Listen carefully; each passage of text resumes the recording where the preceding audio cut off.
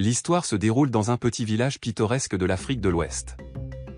Aqua, la plus jeune et la plus belle des enfants d'une famille polygame, est née dans une maison remplie de rire et de rivalité.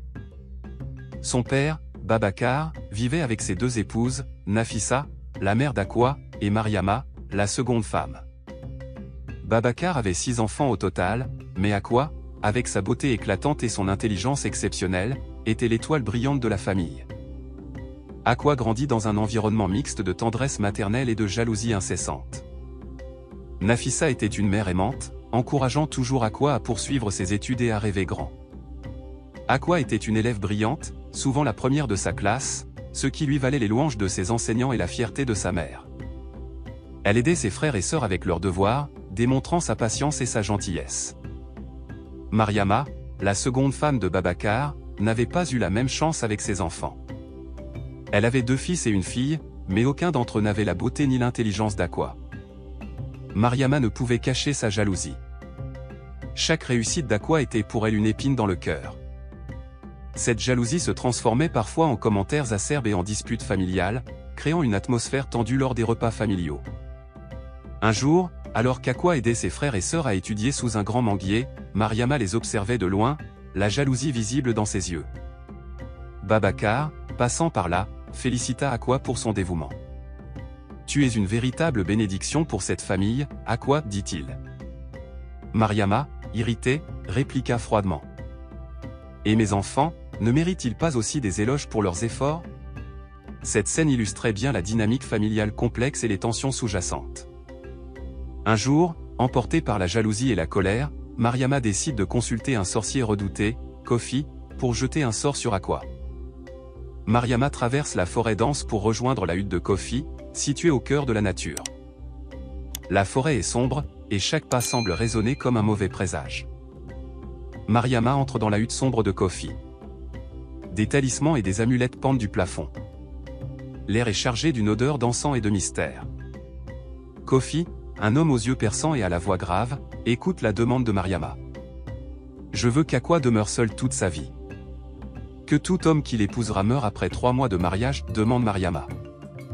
Kofi, avec ses pouvoirs mystiques, accepte de jeter le sort, mais pas sans avertir Mariama des conséquences karmiques possibles. Il prépare le sort avec des incantations et des ingrédients mystérieux, dessinant des symboles sur le sol et murmurant des mots dans une langue ancienne. Le sort est jeté. « Que ta volonté soit faite, mais sois prête à en payer le prix, dit-il en la regardant fixement. De retour au village, Mariama ressent un mélange de satisfaction et de culpabilité. Elle passe devant des enfants qui jouent, et son cœur se serre en pensant à ce qu'elle a fait. Elle espère que les conséquences ne seront pas trop sévères pour elle-même. Malgré le sort, Aqua continue de vivre, ignorant la malédiction qui pèse sur elle. Elle se marie pour la première fois à Ousmane, un homme aimant et travailleur. Leur mariage est une célébration joyeuse, remplie de danses et de chants traditionnels. Aqua est radieuse dans sa robe traditionnelle, et Ousmane lui promet amour et fidélité. 3 mois plus tard, Ousmane tombe gravement malade sans raison apparente. Aqua veille à son chevet, désespérée. « Tiens bon, Ousmane. Nous trouverons un remède, murmure-t-elle en serrant sa main. Malgré tous ses efforts, Ousmane meurt, laissant Aqua dévastée. La mort d'Ousmane choque le village. Les murmures commencent à se répandre. Elle est maudite, chuchotent les villageois. Peut-être qu'Aqua porte malheur. Aqua se remarie ensuite à Ibrahim. Leur bonheur est de courte durée, car 3 mois plus tard, Ibrahim tombe également malade et meurt dans des circonstances similaires. La peur et la suspicion grandissent dans le village. Finalement, Aqua épouse Daouda, mais le même schéma tragique se répète. La communauté est maintenant convaincue que Aqua est maudite, et elle est surnommée la Veuve Noire. Les hommes de la ville, terrifiés par la réputation d'Aqua, commencent à l'éviter. Aqua, autrefois entourée d'amis et d'admirateurs, se retrouve isolée et désespérée. Sa beauté et son intelligence ne font que renforcer les superstitions et les craintes. Chaque fois qu'elle marche dans le marché, les gens s'écartent d'elle avec peur et mépris. Aqua essaie de se rapprocher de ses amis, mais elle est rejetée et chuchotée derrière son dos. Ses tentatives pour reconstruire sa vie sont constamment entravées par la peur qu'elle inspire. Un jour, alors qu'elle marche seule sur le chemin poussiéreux qui traverse le village, elle entend les murmures et les rires moqueurs des enfants qui courent et jouent. « Regardez, c'est la veuve noire » crie l'un d'eux. Aqua baisse la tête, les larmes aux yeux, et continue de marcher.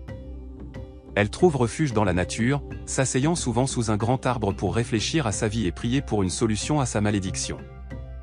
Un jour, un étranger arrive au village. Moussa, fils d'un pasteur de la ville voisine, est différent.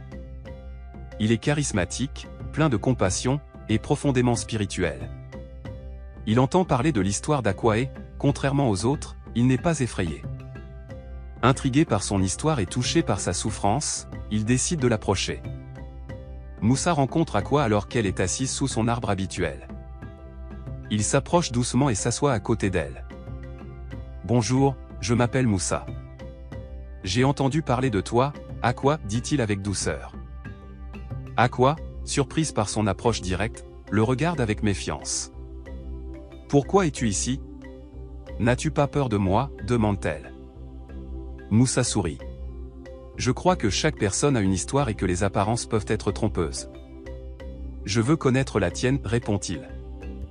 Cette rencontre marque le début d'une relation profonde et significative entre eux. Ils commencent à se voir régulièrement, partageant leurs pensées et leurs espoirs. Moussa commence à fréquenter Aqua, d'abord comme ami et conseiller spirituel. Il apprend à la connaître, voyant au-delà des superstitions et des rumeurs. Ensemble, ils décident de chercher une solution pour lever la malédiction. Ils consultent des sages et des guérisseurs, mais en vain. Chaque échec les rapproche un peu plus, renforçant leur lien. Moussa découvre finalement l'origine de la malédiction. Il confronte Mariama, qui finit par avouer son acte terrible. « J'étais jalouse. Je ne pouvais pas supporter de voir Aqua surpasser mes enfants », avoue Mariama en larmes. Moussa et Aqua décident de se tourner vers son père, le pasteur Kwaku, un homme de foi profonde. Le pasteur Kwaku organise une cérémonie spéciale pour briser la malédiction. Il réunit la communauté, prêchant sur le pardon et la rédemption. La cérémonie est intense, remplie de prières et de chants.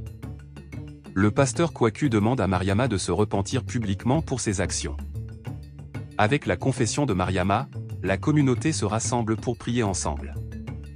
La cérémonie dure toute la nuit. À l'aube, le pasteur Kwaku prononce des paroles de libération. Aqua ressent un poids se lever de ses épaules. « Tu es libre maintenant, Aqua » dit Kwaku avec une voix pleine de compassion. La malédiction est brisée, et Aqua sent la paix l'envahir. Aqua et Moussa tombent amoureux et se marient dans une cérémonie joyeuse. Cette fois, le village entier participe, célébrant non seulement leur union, mais aussi la fin de la malédiction qui a longtemps hanté Aqua. La cérémonie est grandiose, remplie de couleurs, de danse et de chants. Aqua retrouve sa place dans la communauté, respectée et aimée. Elle utilise son expérience pour aider les autres, devenant une figure de sagesse et de résilience. Moussa et elle ouvrent une école pour les enfants du village, offrant des opportunités d'éducation à tous. Leur histoire devient une légende dans le village, un rappel que l'amour, le pardon et la foi peuvent surmonter les malédictions les plus sombres. Aqua, autrefois connue comme la veuve noire, est maintenant célébrée comme un symbole de courage et de renaissance. Merci d'avoir suivi cette histoire. Si vous avez aimé cette vidéo, n'oubliez pas de vous abonner à notre chaîne YouTube AfriStory pour découvrir plus de contes et de légendes captivantes. Partagez cette vidéo avec vos amis et votre famille pour les inviter dans notre merveilleux voyage à travers les histoires africaines. Appuyez sur le bouton j'aime et laissez-nous un commentaire pour nous dire ce que vous en avez pensé. À très bientôt pour une nouvelle histoire sur AfriStory.